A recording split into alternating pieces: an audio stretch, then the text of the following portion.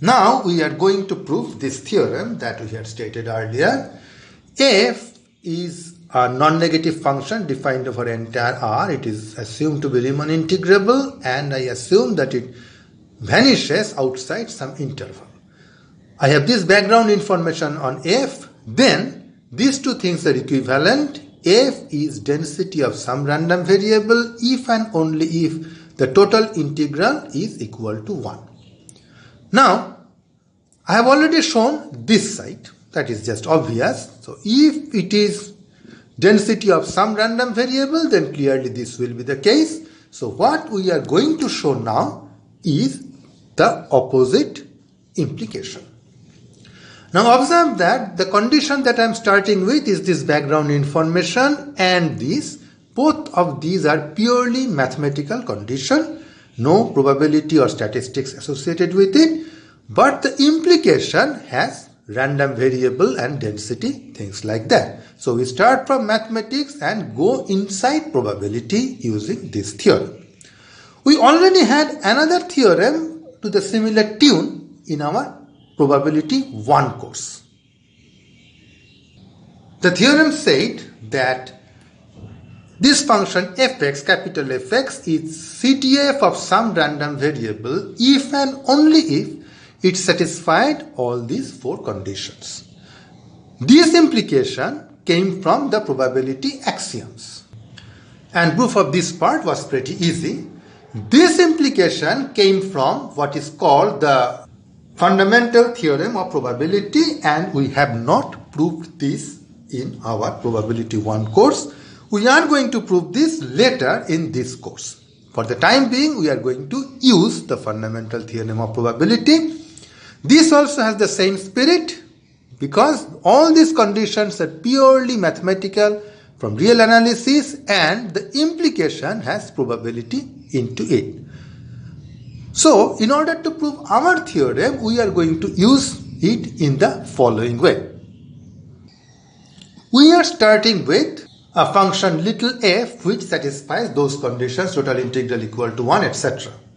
From this, we are going to construct a capital F which will satisfy all those 4 conditions, non-decreasing, right continuous, etc. Then we are going to invoke the fundamental theorem of calculus and arrive at a random variable x for which f will be the CDF, and we will be able to show that for that x, f will be a density. So that is the outline of the proof. Now let's proceed. In order to arrive at this capital F, we shall do a little back calculation in our mind. Suppose we have already shown that f is the PDF or the density of x. Then what should be its CDF? Probability x less than or equal to x. Now if I say f is the density of x, then it should be integral f t dt minus infinity to x. So that gives us the idea about how we should define f, capital F, in terms of little f. So the formal proof starts by writing down this definition of fx, meaningful because we have already assumed Riemann integrability. Now we shall show that this capital F satisfies all the 4 conditions of the fundamental theorem of probability. The first condition, f must be non-decreasing. So think pictorially, fx is the area to the left of x. Now if you are increasing x, clearly you will cover more area. So as x increases, you will be covering this extra area.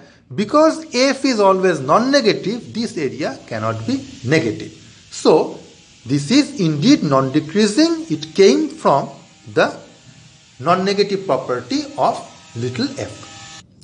The second condition is fx must go to 1 as x goes to infinity. Now as you let x go towards infinity, your area becomes the entire area under the curve, and you already have the condition that the total integral of little f is 1, hence you have this.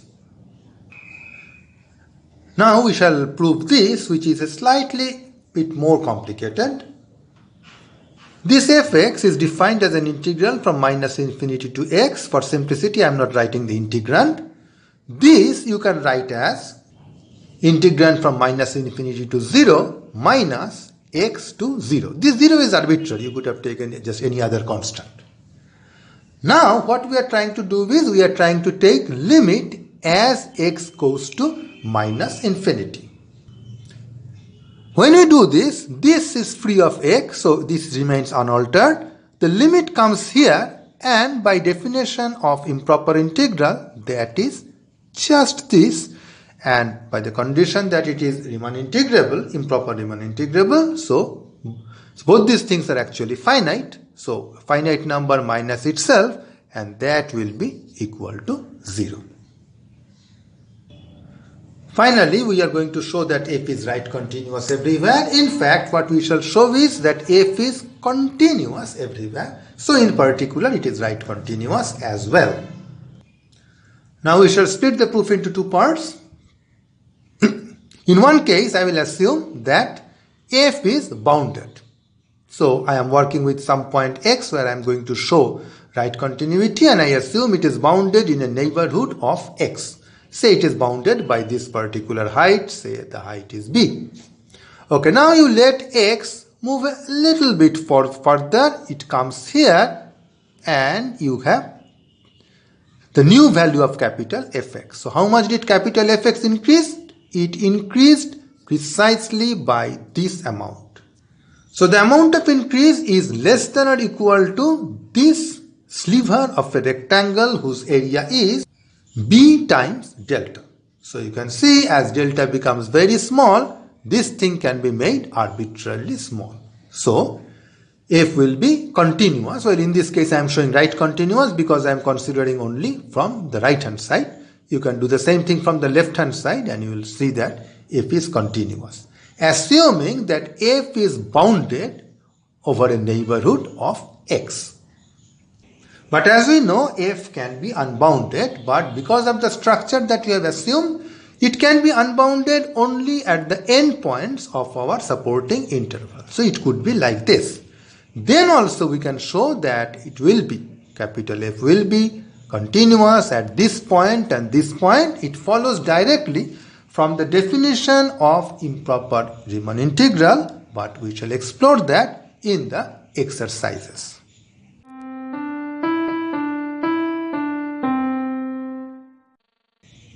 Consider this unbounded density.